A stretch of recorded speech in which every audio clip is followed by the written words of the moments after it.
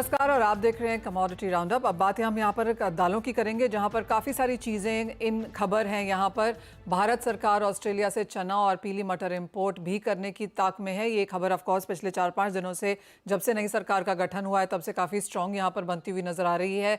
इन सब पर बात करेंगे। हमारे साथ यहाँ पर AFTA के जनरल सेक्रेटरी सुनील बलदेवा हैं। सुनील जी, सबसे पहले तो चने पर ही जानना चाहेंगे। ऑस्ट्रेलिया से जो ये 1 मिलियन टन चना इंपोर्ट करने की बात यहाँ पर की जा रही है, कैसे देखते हैं आप इसे? जी, हम कई दिन पहले से मैं आपके चैनल में बताता जा रहा हूँ कि चने का जो है हमें इंपोर्ट की जरूरत पड़ेगी, ऑस्ट्रेलिया से पड़ेगी, लेकिन 1 मिलियन टन चना मंगाना ऑस्ट्रेलिया से मुझे लगता है पॉसिबल नहीं होगा। दूसरा, हमें ये भी देखना होगा कि एग्रीकल्चर मिनिस्टर जो शिवराज सिंह चौहान बने हैं, वो जरूर कट करना चाहेंगे इंपोर्ट को और यहाँ का प्रोडक्शन बढ़ाना चाहेंगे। यहाँ के किसानों का खेती कैसे बढ़े और उनको पैसा कैसे मिले, उनके ऊपर उनका जरूर फोकस होगा। क्योंकि हमने सबने देखा है कि उन्होंने एमपी में कैसे काम किया है। एमपी में पहले मूंग नहीं होती थी, आज सबसे बड़ी फसल मूंग की होने लगी है। मसाले नहीं होते थे, तो हम देखते हैं कि मसालों का एक बेल्ट तैयार हो गया है, जहाँ पे हम जीरा और कई धनिया जैसे मसाले जो है हम एमपी में एक बड़े भाग में पैदा करने लगे हैं। सोयाबीन, धान, हर चीज की एमपी में खेती होने लगी है। तो उनका एक विजन जो क्लियर था कि उन्होंने दूसरे स्टेट से भी एमपी में माल नहीं आया और एमपी के किसानों को भाव अच्छा मिले, उसकी तरफ काम किया। चूंकि अब वो पूरे देश को रिप्रेजेंट करते हैं, तो मुझे लगता है कि उनकी फोकस ये रहेगा कि बाहर से इंपोर्ट नहीं हो और यहाँ के किसानों को कैसे पैदा करने के लिए उत्साहित किया जाए, इसके ऊपर उनका जरूर ज्यादा फोकस रहेगा। तो मुझे लगता है कि जो 1 लाख टन मिलियन एक 10 लाख टन जो इंपोर्ट करने की बात थी, वो कई दिन पहले की थी, लेकिन अभी चूंकि हमें इस बार की हमें जरूरत है। इस बार इंपोर्ट जरूर होगा, लेकिन हम कितना इंपोर्ट कर पाएंगे, इसमें हमें लगता है कि बहुत सोचना पड़ेगा। क्योंकि हम केवल 1.25 से 1.5 लाख टन हम अफ्रीका से इंपोर्ट कर सकते हैं। यदि 14 लाख टन की फसल भी ऑस्ट्रेलिया में होती है, तो हम 6 से 7 लाख टन इंपोर्ट कर सकते हैं। क्योंकि उसके बाद इंपोर्टर भी इंपोर्ट करने से डरेगा। नवंबर दिसंबर शिपमेंट का माल लेने का मतलब है, यहाँ जनवरी या फरवरी में आके यहाँ लैंड होगा, तो जनवरी ऑनवर्ड हमारी चूंकि खुद की फसल चालू हो जाती है, तो उस समय कितने सौदे इंपोर्टर करेंगे, कितने मंगाएंगे, इसके ऊपर भी हमें काफी नजर रखनी होगी। तो मुझे लगता है कि 6 से 7 लाख टन जो हमारी कमी है लगभग, क्योंकि हमने 5 लाख टन पहले बोला, मैंने 5 लाख टन हमने करीबन मटर से कंपनसेट कर लिया, 7-8 लाख टन इंपोर्ट कर लेंगे, 13 लाख टन का हमारा कंपनसेट हो जाएगा। और जो बाकी का कंपनसेट हमें करना है वो भाव का हो गया, क्योंकि जो भाव 52 रुपए 53 रुपए थे, जो आज बढ़ के 68-70 रुपए हो गए हैं।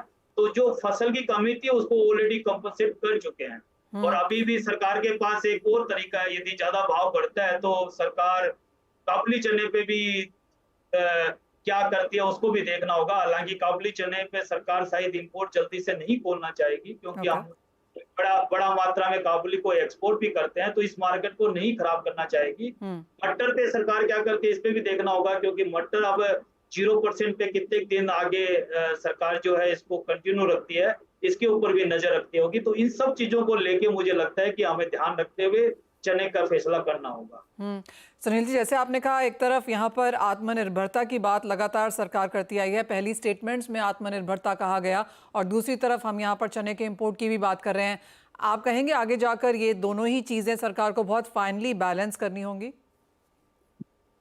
कंज्यूमर मिनिस्ट्री का काम होगा प्राइस को कंट्रोल करना, जिसमें प्रहलाद जोशी साहब आए हैं। वो भी बहुत उनका पहले कार्यकाल देखे तो बहुत अच्छा कार्यकाल उनका रहा है।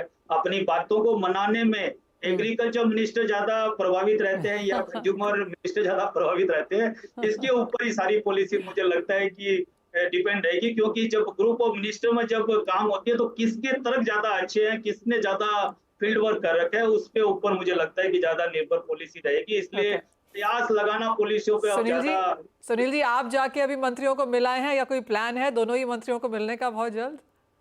नहीं, अभी तक मैं दोनों को शुभकामनाएं देने नहीं जा सका हूं, लेकिन मुझे ये पता है कि दोनों मंत्री जो हैं उस पे कौन किस बात पे कौन फील्ड वर्क अपना ग्राउंड वर्क करके आता है, कौन ग्रुप ऑफ मिनिस्टर में अपनी बात को समझा रख पाता है। उसको देखना बहुत दिलचस्प होगा, बहुत आने वाले दिनों में इसको देखना हमें भी इंडस्ट्री के लिए और आपको एज ए मीडिया देखने के लिए मुझे लगता है कि बहुत ज़्यादा इसको क्लोजली वॉच करना पड़ेगा। एब्सोल्युटली।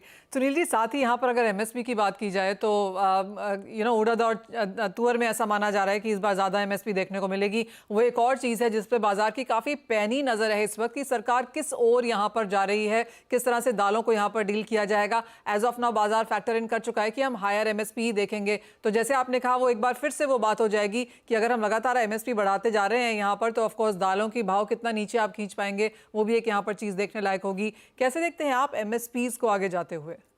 मुझे लगता है एमएसपी काफी अच्छी है। एमएसपी पे हम सरकार केवल 25% खरीदती है, उसको बढ़ाना चाहिए। जैसे पिछली बार 40% किया था, उसको यदि हमें किसानों को सही में भाव देने हैं तो एमएसपी पे खरीद कितना परसेंट होती है उस पे फोकस करना चाहिए। ज्यादा एमएसपी बढ़ाने से मार्केट भी खराब होता है, कंज्यूमर पे जो कंज्यूमर तक दाल पहुंचने होती है उसके भी भाव ऊपर हो जाते हैं, इंडस्ट्री पे भी दबाव होता है।